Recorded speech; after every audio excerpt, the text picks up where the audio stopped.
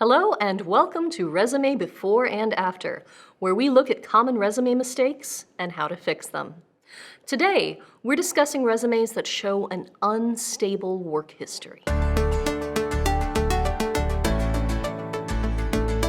An unstable work history is one that does not show a record of steady, long-term employment. That may mean that a resume contains gaps, short-term jobs, or simply a large number of jobs. An unstable work history can hurt your chances of employment because hiring managers might think that you won't be able to make a long-term commitment to the work. Let's look at an example. At first, things look okay with this resume. It includes the job seeker's credential as a registered nurse on the first line, so right away we see what her field and qualifications are.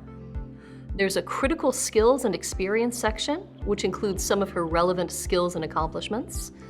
So far, it's not bad. But then when we look at the employment history, we see problems.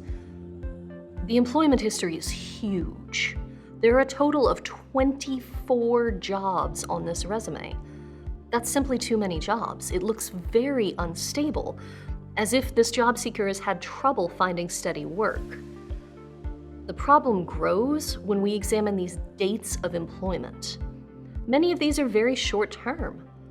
For example, the third entry is July 2013 to September 2013, only 2 months. Below that is March 2013 to July 2013, only 4 months. Short-term jobs can be concerning for employers who might wonder, why did that job only last 2 months? Did she do something wrong? This is especially true if there are multiple short-term jobs. In total, there are 11 jobs on this resume which last less than a year, so this looks like a major red flag.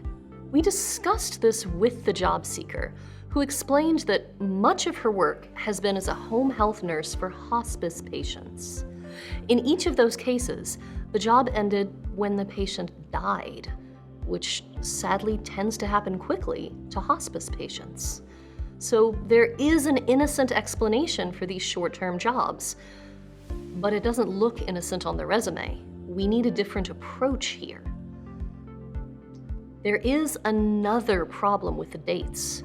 They go too far back. In the work history and education section, there are dates from the 1980s and even 1970s. From this, we can assume that the job seeker must be in her 60s at least. That opens her up to age discrimination, which is illegal, but still happens every day. Our recommendation is, if you're over 40, your resume should not reveal that fact. Finally, because there are so many jobs on this resume, there's not enough space to go into detail about any of them. None of these entries include job descriptions, so the small skills section at the top is the only clue we get about her qualifications and experience. That simply isn't enough. Now, let's take a look at how we can fix these issues with an updated version of this same resume.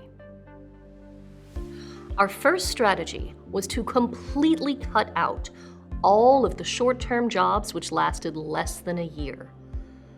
Sometimes that can be a risky strategy, one which can leave you with big gaps in the work history or without any relevant experience. In this case, though, our job seeker had some nursing jobs which lasted more than a year, so we focused on those. We discovered that a lot of the jobs on the first resume had overlapped, because our client often worked multiple part-time jobs at the same time. In order to reduce the overall number of job entries and make things look more stable, we removed several overlapping jobs.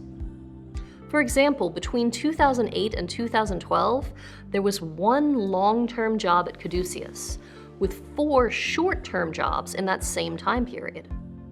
We removed those 4 short-term jobs, reducing 5 entries to 1 without leaving a gap. Next, we removed work history that went back too far. For most people, we recommend only going back 10 to 15 years. That's usually plenty to establish your qualifications without opening you up to age discrimination.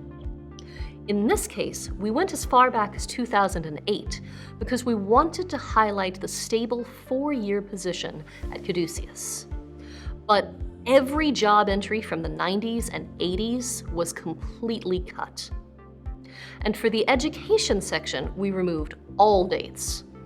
Only include dates of education if it was within the past decade. As a final tweak to the dates, we removed the months of employment from the remaining job entries. By using years only, we hide any gaps of less than a year. Now that we've reduced the number of jobs, we have enough space to include important details about our clients' qualifications. Each remaining job entry now includes a description of what the job entailed. Additionally, we've greatly expanded the skills section to include more nursing-related skills. That's it for today's video. If you enjoyed it, please click like, and if you'd like to see more content from us, please click subscribe.